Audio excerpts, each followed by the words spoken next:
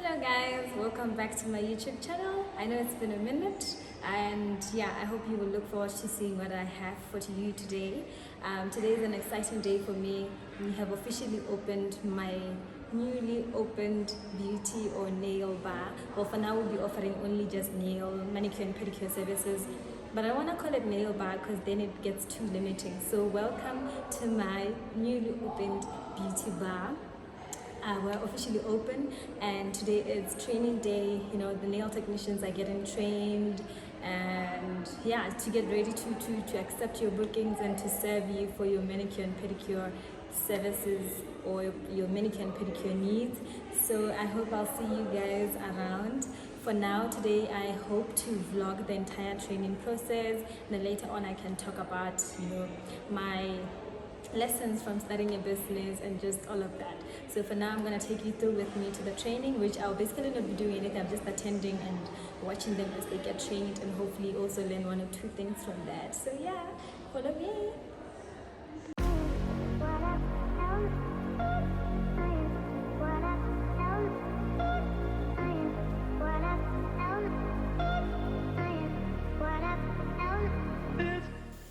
Hey guys, it's me again and I'm finally back home after what, 9 hours? I think 9 hours. And I'm really tired. My body's telling me that I should just take a bath and go to bed, but I'm not gonna listen to my body because I need to shoot this video. Otherwise, if I postpone to tomorrow, something else is gonna come up, etc. So I really need to get it out of the way. So I'm not gonna listen to my body tonight, okay? Just gonna shoot this video and get it out of the way. And also because, you know, I'm still in the momentum. I was at the business the whole day and I just feel like maybe right now is the best time to talk about it. So yeah, I made a cup of coffee to at least shake me up a bit. So I'm excited to be doing this. Just stay along. So I don't want to go anywhere further. I just want to show you first what I've been up to this past week ever since the business kind of started, you know, with cleaning up, arranging furniture and all of that. So I just want you to show a few clips, you know, from setting the place up to marketing to just getting ready to open and finally training day, which was today. So just stay tuned and just see a little bit of a video to show you what we've been up to this past week.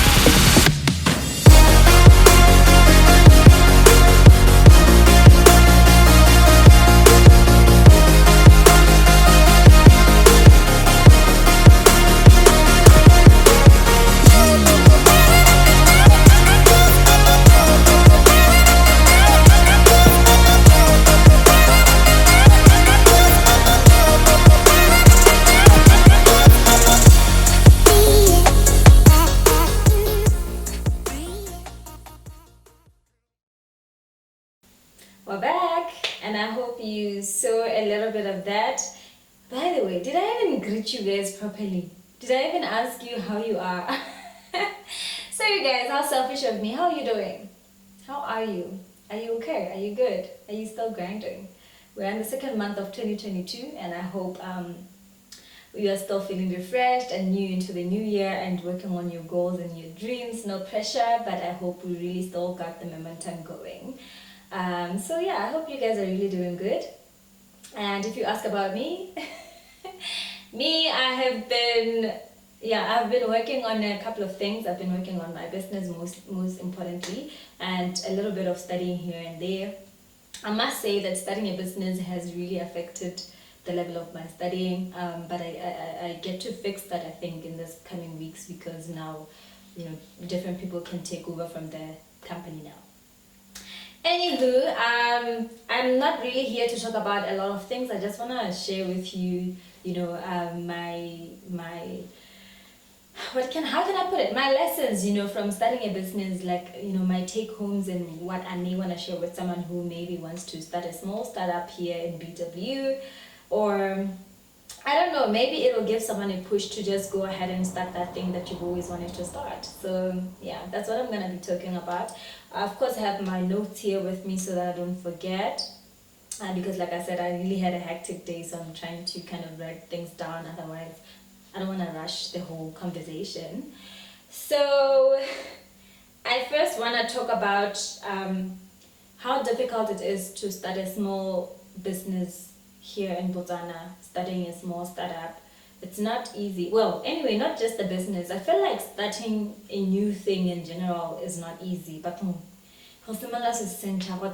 like it's hard. It's hard. And I think before you start, you kind of underestimate how difficult it's going to be. I think we do.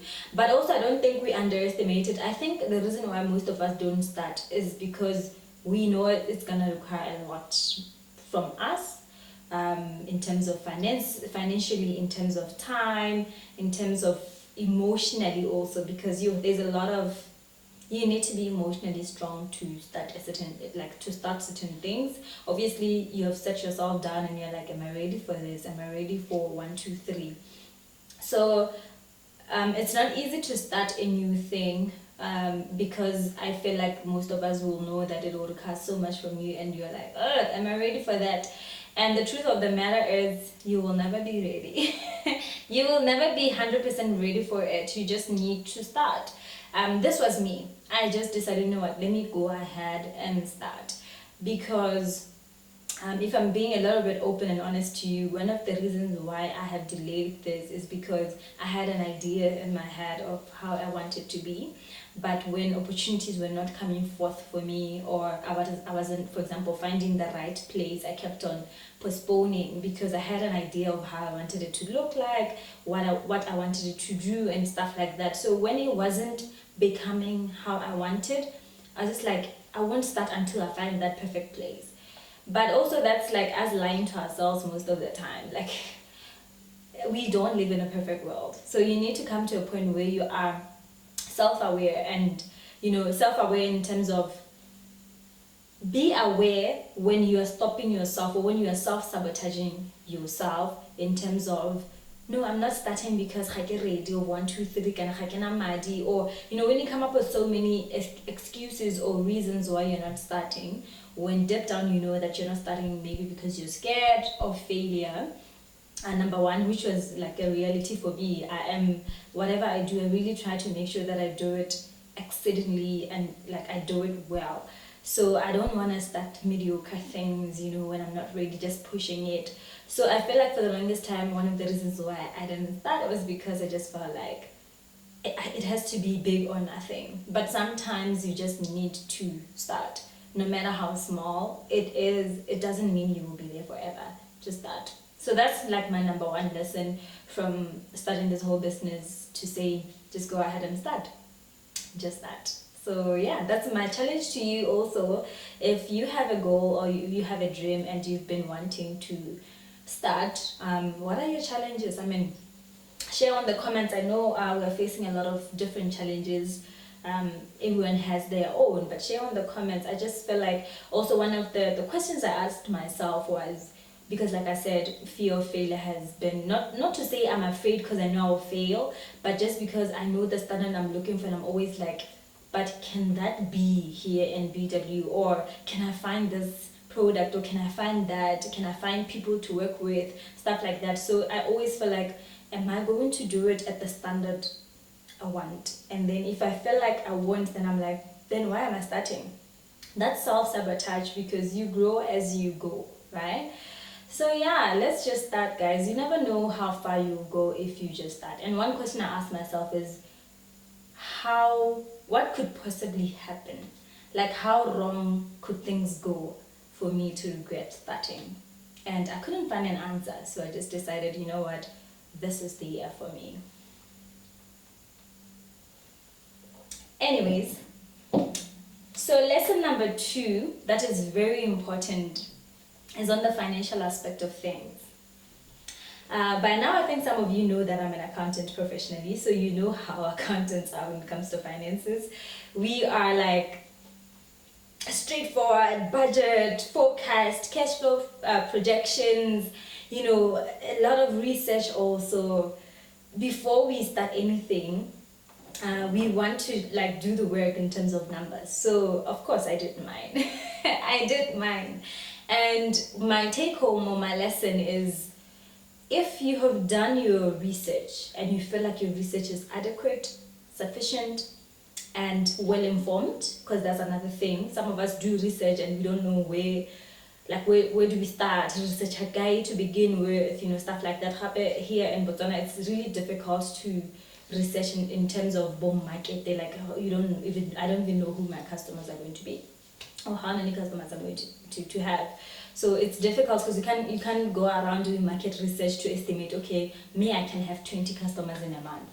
But anyways, if I was gonna say, if you have done your research and you are confident in your research and you have done the work in terms of getting quotations around, doing reasonable forecasts, or even going to people who are in a similar business, you know, to find out how they're doing and stuff like that. I know people here are not very open to share that kind of information. It wasn't even available for me as well. Well, a bit of it was, let me not lie, a bit of it was thanks to a lady called Nandi.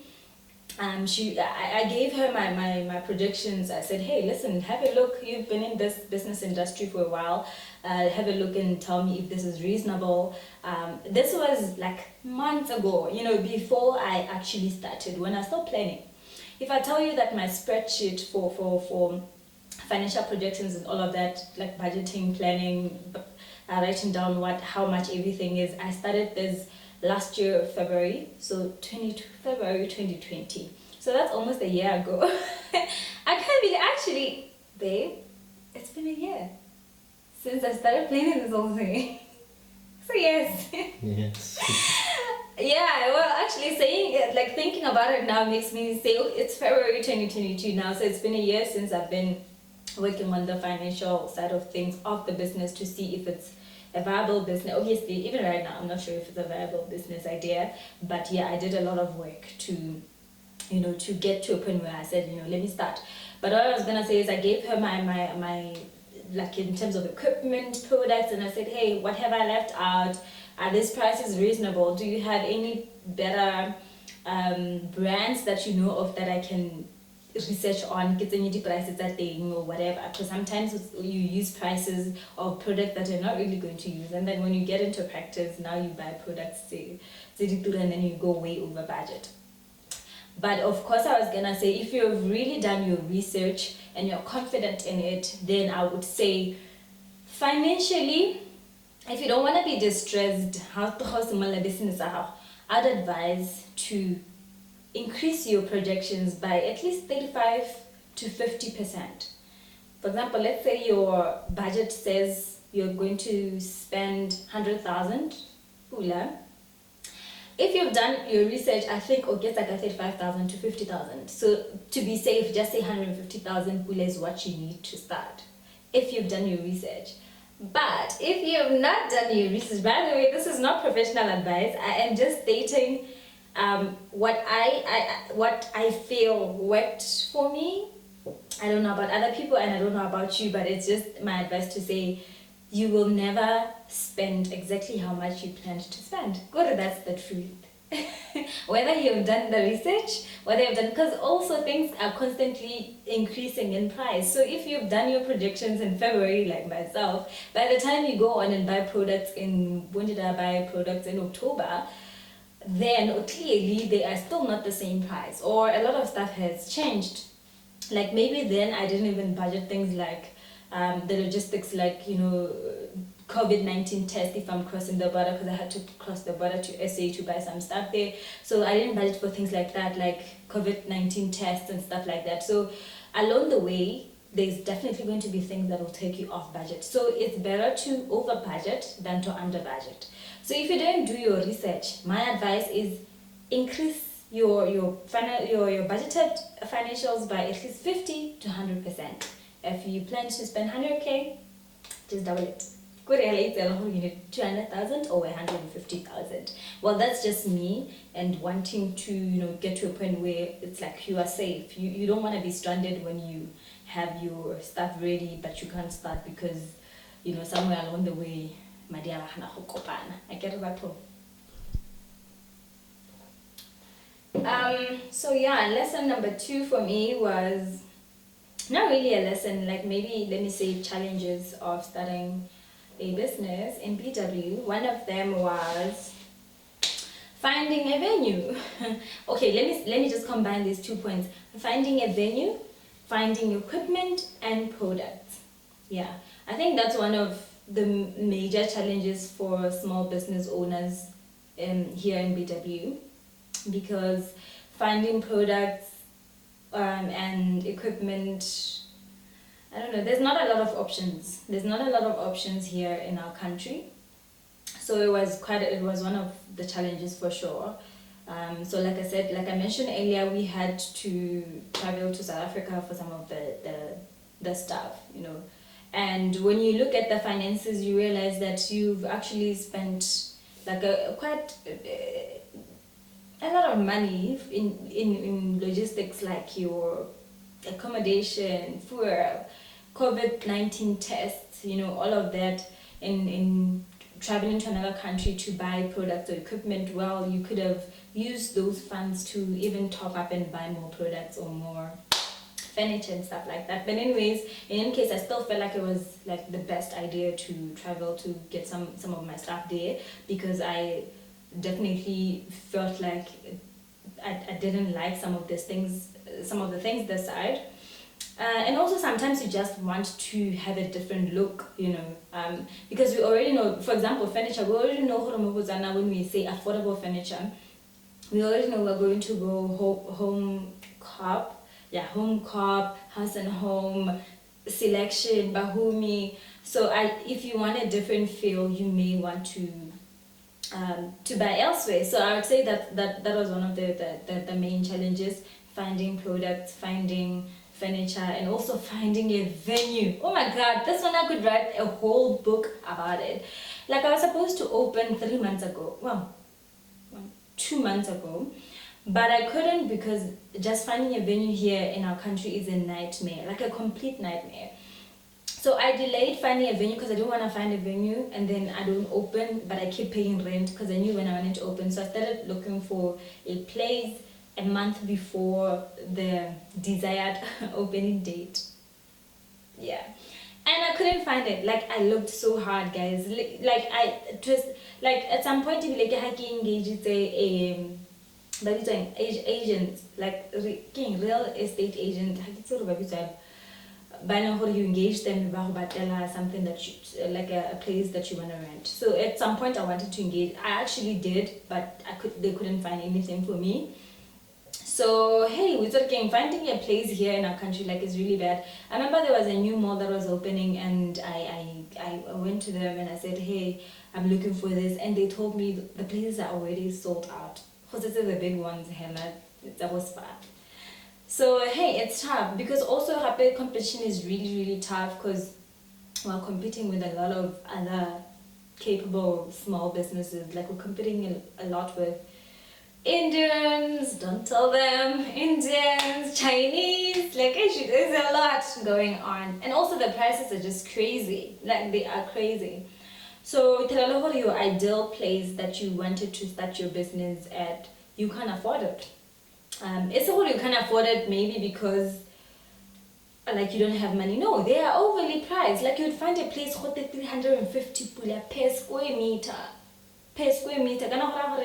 10 square meters get 3.5. 10, what can you do in a 10 square meter place? Nothing. It's literally like a core.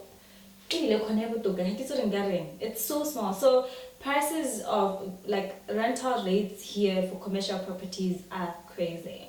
And that's one of the nightmares I had ever since I started the business. Like I could not believe it.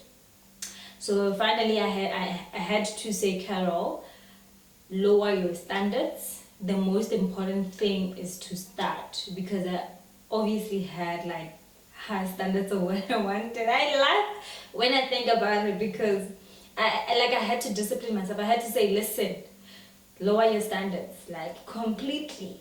Just make sure you start, because it also does not make financial sense for you to start a business and then you're paying a lot of money to rental. Because in a business, when a business starts, obviously you need to be able to pay your fixed costs, and those are your rental, those are your salaries, those are your maybe product reorders, like time and again products will obviously run out and you have to reorder.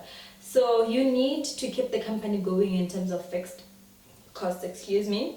So you cannot have your fixed costs when you are starting. Like I feel like that's a recipe for failure.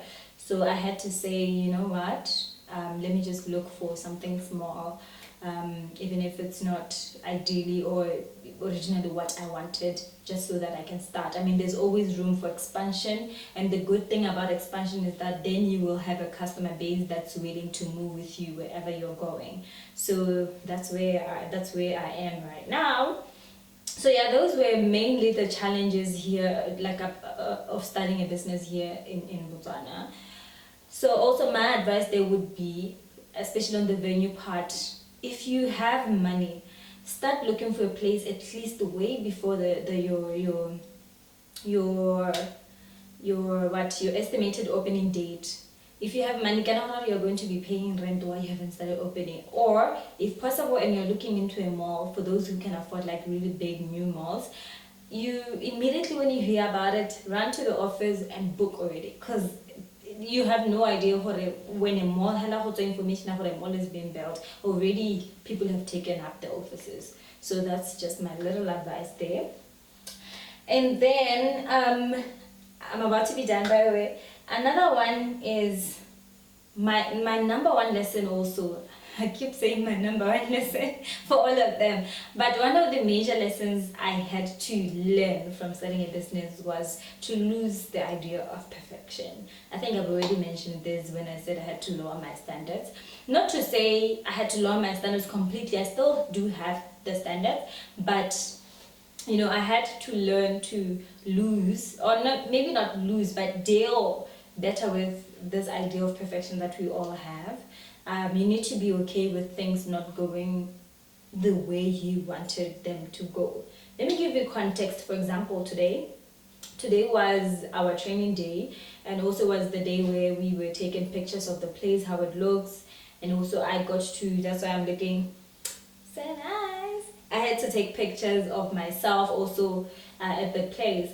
And what I had envisioned in my head was that the brand of the business, Arele Beauty Bar, will be branded in big letters on the wall, and then I will stand in front of it and have a perfect picture of me taken in front of the brand, with the brand on the wall behind me. That was my idea of perfection while I'm showing you guys how the place looks and all of that. But unfortunately, I placed the order a little bit too late with the designer of the label that goes up on the wall. So I didn't have it today.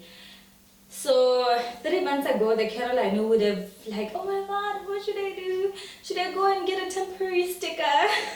Like, I know I would have probably done something to make me at least feel like the brand is still up there on the wall, even if it's not perfect. I know I would have like been obsessed with the idea of things having to go the way they should go. But you know what, when I learned that they require 5 working days well, a minimum of 5 working days to deliver, I just had to say, listen, whether we've got the brand on the wall or not, training is gonna go on, and I'm still gonna take pictures and I'm still gonna post them, and that's okay. So when you start a new thing, even if it's not a business, sometimes you need to lose this idea of perfection. Like, it's not there, and I kept talking about it because I had to kind of go on a journey myself to not just now, like before. I kept telling people that I'm a recovering perfectionist, and I still have those elements of perfection. I wanna be perfect in everything I do, but I am working on that because it's still so much of your piece. Because if one thing goes wrong, then it's like you don't see all the good things that are happening apart from that one thing.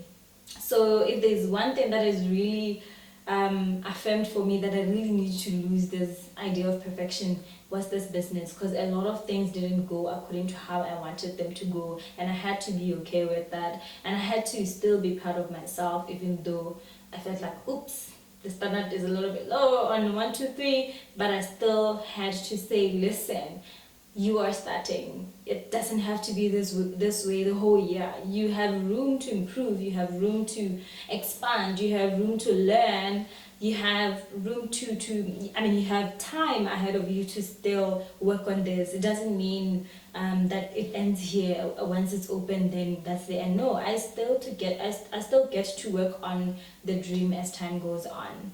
So that one is really, really important. I feel like, yeah, like I mentioned, it steals a lot of your peace, and we don't want that. So let's lose this idea of perfectionism, but have the idea of excellence. You know, I read a book, the book that I was reading last month was talking about that the difference between people mistake perfectionism for excellence. Well, there are two different things. Like, we should strive for excellence, but not perfection, because perfection is the toxic side, and excellence is the side that says, okay, now what? Okay, this happened. What do we do next? How do we better ourselves? And stuff like that. So last lesson, which I also think is important. Well, this is the bit that I wanted to talk about today, and I hope maybe as I grow in my entrepreneurial journey, then maybe I'll have more lessons for you guys when I'm successful. Because right now I'm not successful yet. But my last lesson that I want to share with you guys is, be careful what advices you take when you start something new. Or let's just say when you start something, or when you're doing something, be careful whose advice to listen to, and be careful what to filter out as noise. And I think particularly this one is very important for people who like to be affirmed. You know, people who always ask, like, how do I look? Do you think I should wear not that there's anything wrong with that, but you know, there are people who literally want to be affirmed on every decision they make. So if you are that person, then this advice is for you. Sometimes God puts a dream and ambition in our hearts, you know, and a goal and a vision, and we want to see it through other people's eyes or through other people's voice, and sometimes it just does not work like that. I'm sorry, but sometimes it just doesn't work like that. And I think this is where the spirit of discernment comes in.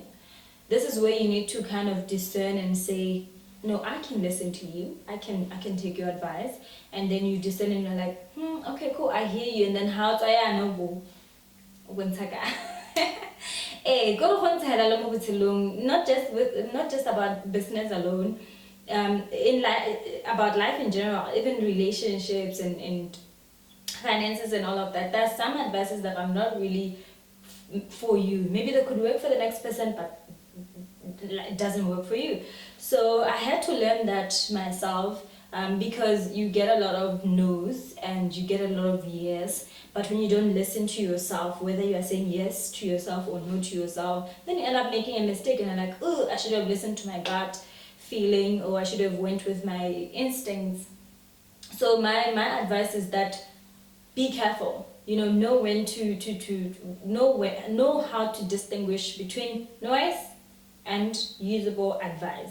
Because sometimes advice comes in the form of people's own experiences, people's own fears, people's own insecurities, like someone who has started a business before and they failed, and then you go to them and you ask for advice and they say, listen, stick to your 9 to 5.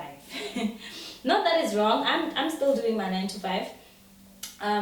So I'm just saying, when you ask for advice from people, you need to be very careful, and you need to know from what place are people advising you from. Because other people, like I said, they are advising you from a place of disappointment, from a place of insecurity, from a place of fear, and all of us are afraid of something. So you need to be, I think, starting something in general is a risk. So most of us, we ask a lot of questions because we want to mitigate the risk or reduce it. Sometimes you don't have to reduce it. You have to go on and take those risks and learn and get bent and say, okay, no, starting a business was a bad idea. Then go back to your other hustles. Or sometimes you need to take those risks and succeed and say, I thank God that I started. So you need to be very careful what to listen to and what not to listen to and heed as advice. You will never go wrong with really looking deep within you and asking yourself, but what do I want?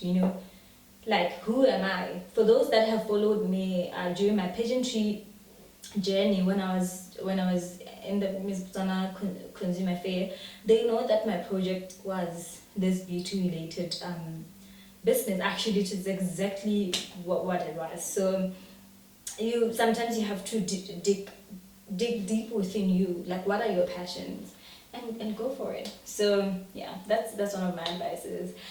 Anyways, that's just a few of my take-home lessons that I can remember. Yeah, I think you will take one or two things from them, even if you're not necessarily starting a business, it is something else. I just feel like it will still work for people who are just generally starting something, and just life in general. If you took something away from it, please let me know, but I really hope you did. Anyways, I now let me just advertise my business, guys. I have officially started my beauty bar business, and I'd like you to support my business. For those that know the old Nando's building, I don't know if I'll be able to put up a picture or update, I'm not sure, maybe I'll try.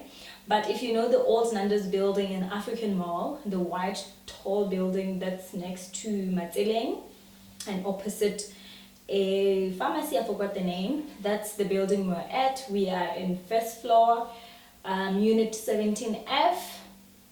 That's where we are. So please check us out for your pedicure and manicure needs. We're ready to serve you, and I really hope that you will support me and the business, and we will also deliver at your expectations. So yeah, otherwise this was it from me today, guys, and I hope you have learned one or two things from it. And if you have, please let me know in the comment section, and please remember to like, to share with your friends, and also to subscribe. If you haven't, please do subscribe and hit the notification button. Until our next video, thank you so much for tuning in. Bye.